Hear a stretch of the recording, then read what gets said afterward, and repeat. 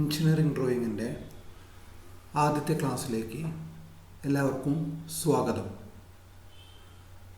നമ്മളുടെ സിലബസിൽ നിങ്ങൾക്ക് പുതിയതായിട്ട് വരുന്ന ഒരു സബ്ജക്റ്റാണ് എഞ്ചിനീയറിംഗ് ഡ്രോയിങ് എന്നുള്ളത്. അപ്പോൾ ആദ്യമേ ഒരു കാര്യം പറയാനുള്ളത്, ഈ ഡ്രോയിങ് എന്ന് കേൾക്കുമ്പോൾ നിങ്ങൾക്കൊരു ആർട്ടിസ്റ്റിക് ആയിട്ടുള്ളൊരു എബിലിറ്റി വേണമെന്നൊന്നും വിചാരിക്കേണ്ട. നമ്മൾക്ക് സാധാരണ ആർക്കും മാസ്റ്റർ ചെയ്യാവുന്ന ഒരു കാര്യമാണ് എഞ്ചിനീയറിംഗ് ഡ്രോയിങ് എന്നുള്ളത്. അപ്പോൾ നമ്മൾ ഈ ഒരു ക്ലാസ്സിൽ എന്താണ് എഞ്ചിനീയറിംഗ് ഡ്രോയിങ്, അതുകൊണ്ടുള്ള ഉദ്ദേശങ്ങൾ എന്തൊക്കെയാണ്, നിങ്ങളത് പഠിക്കേണ്ടതിൻ്റെ ആവശ്യങ്ങൾ എന്തൊക്കെയാണ് തുടങ്ങിയ കാര്യങ്ങളൊക്കെയാണ് ഞാൻ പറയാൻ പോകുന്നത്. അപ്പോൾ എന്താണ് എഞ്ചിനീയറിംഗ് ഡ്രോയിങ്, അല്ലെങ്കിൽ ഡ്രോയിങ് എന്ന് പറഞ്ഞാൽ എന്താണ്? ഡ്രോയിങ് എന്ന് പറഞ്ഞാൽ നിങ്ങൾക്കറിയാം, ചിത്രങ്ങളാണ് നമ്മൾ ഡ്രോയിങ് എന്ന് പറയാം. ഇപ്പോൾ drawing is worth more than 1000 words എന്ന് പറഞ്ഞാൽ, ഡ്രോയിങ് എന്നാൽ എത്രയോ വാക്കുകൾ അല്ലെങ്കിൽ എത്രയോ പേജുകൾ എഴുതുന്നത് നമുക്ക് ചുരുക്കിയിട്ട് ഒറ്റ ഡ്രോയിങ്ങിൽ നമുക്ക് പ്രസൻറ്റ് ചെയ്യാൻ പറ്റും. നമുക്ക് വളരെ എഫക്റ്റീവായിട്ട് കാര്യങ്ങൾ കമ്മ്യൂണിക്കേറ്റ് ചെയ്യാൻ പറ്റുന്നൊരു മീഡിയമാണ് ഡ്രോയിങ് എന്നുള്ളത്. അപ്പോൾ എഞ്ചിനീയറിംഗ് ഡ്രോയിങ് എന്ന് പറഞ്ഞാൽ it is a language of engineers. Engineers ഉപയോഗിക്കുന്നൊരു ഭാഷയാണ് എഞ്ചിനീയറിംഗ് ഡ്രോയിങ് എന്നുള്ളത്.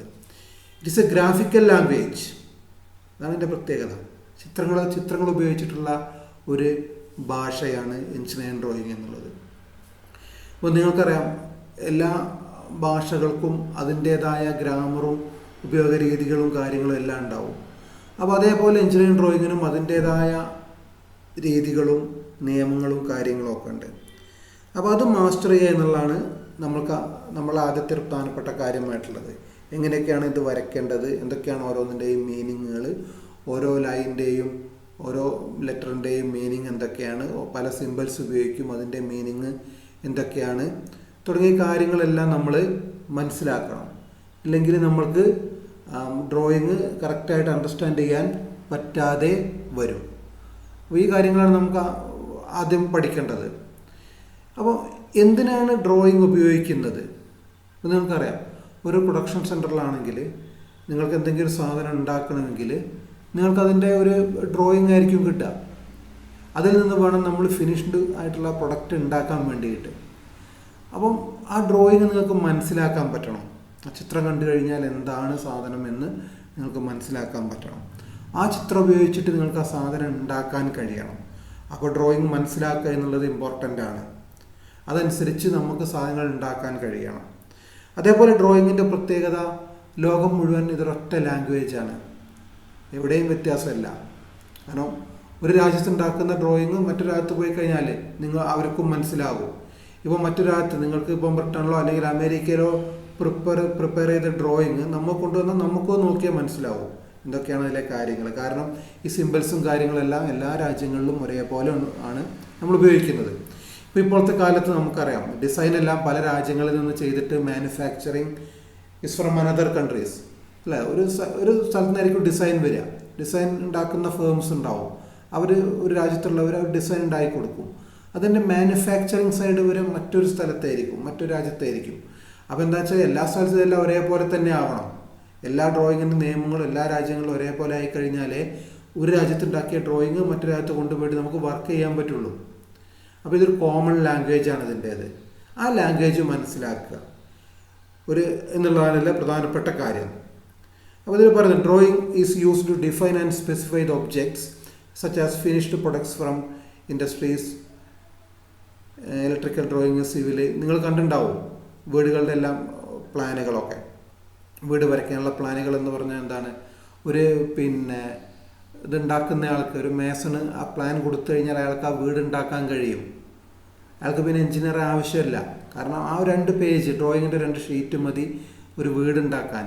എല്ലാ കാര്യങ്ങളും ആ 2 ഷീറ്റിൽ ക്ലിയർ ആയിരിക്കും.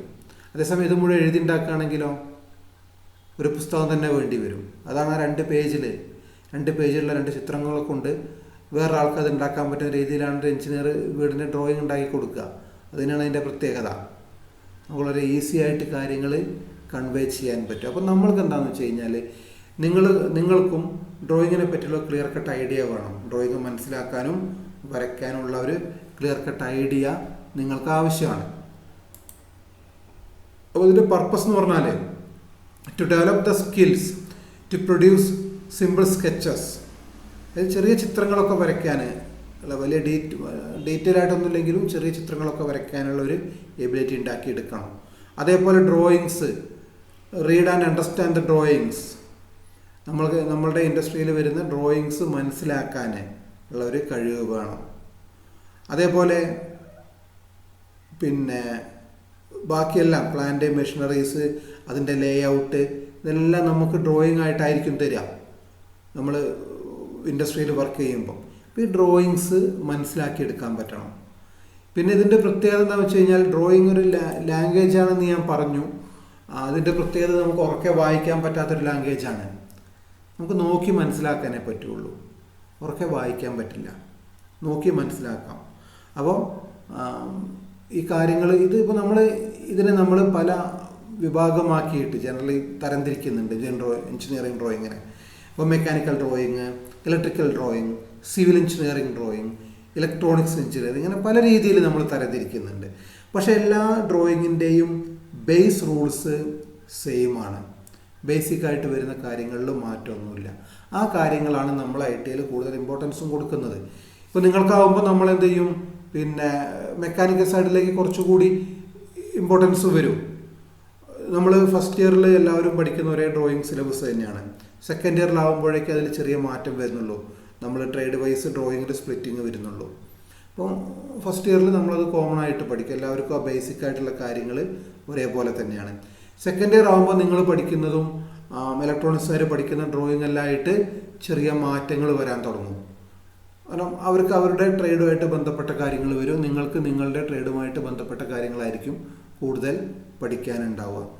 അപ്പോൾ നമ്മൾ ഉദ്ദേശിക്കുന്നത് ഈ ഒരു ബേസിക് സ്കില്ല്, ഡ്രോയിങ് മനസ്സിലാക്കാനും ഡ്രോയിങ് വരയ്ക്കാനുള്ള ഒരു ബേസിക് സ്കില്ല് എല്ലാവർക്കും വേണം.